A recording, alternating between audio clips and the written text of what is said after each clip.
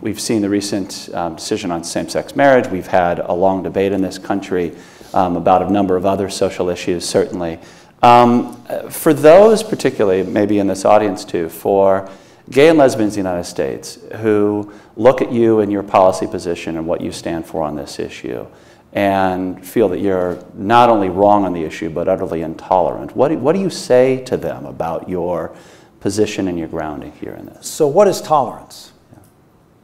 Does tolerance mean that I have to accept and conform to the opinion you have? Is that tolerance? You see, I would make the argument that I respect the position that you have on the issue. If you want to change the definition of marriage, you have every right to go out there and make your case, make your arguments, do whatever you feel is necessary to make it. I respect that point of view. I can see why people have that point of view. But to suggest that because I hold the opposite point of view, that somehow I'm not tolerant, that's absurd, that I'm not tolerant. I respect your right to, as I said before, the perfect remedy, come into the public square. Why you do it, I don't really care. I don't care what's your motivation to do it. I do agree you have a right with to the do distinction you make between intolerance and disagreement, respectfully. So specifically, it's been over a decade since the 2003 interview with Associated Press. Do you ever regret lumping gay American men and women with man on dog and man on child? And especially in view of the waves of teen gay suicides, do you ever feel like something's been proven different?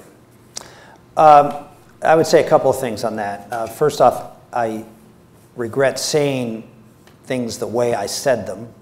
I also regret the press reporting things I said that I didn't say.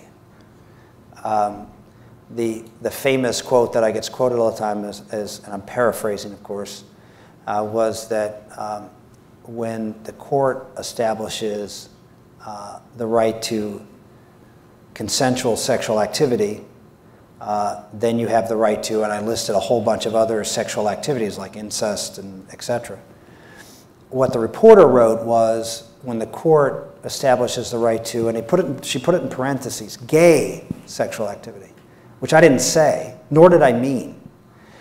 I have the burden of being a lawyer, and so I looked at this case as a lawyer would look at it, which is when the court changes the standard for privacy from what it was hitherto, which was sexual activity within marriage, was something that the Constitution protected and that the government couldn't interfere with, and changed it to consenting adults.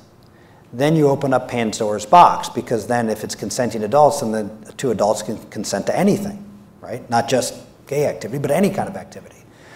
The quote that I used was a paraphrase, and you go back and read it. Look at my quote, go back and read the Bowers decision, which was the previous case on this issue back in, it was 1986. It was Justice White. And if you read what I say and you read what Justice White said, you will see almost word for word the same thing. If you read Justice Scalia's dissent in the Lawrence versus Texas case, you will see almost word for word what I said. It's a legal argument talking about changing the basis of the constitutional right from privacy within marriage to privacy with consenting adults. I thought that was problematic. Going back to the point you made before, we were talking about before, the court didn't need to decide this case in an expansive way, but they chose to do so. They could have decided this case that the Texas law was unconstitutional, very narrow. In fact, I even laid it out in the interview. Here's what they could do, and I would agree with them, that there was an equal protection issue in this case. But they chose not, they said that, and they said, while we're here, let me change the standard of what we're going to look at. You see, I think that's troublesome, that the court could have decided the case narrowly, given a victory to the people who were arguing the case, but chose to then say, no, while we're here, let's do a little constitutional amending.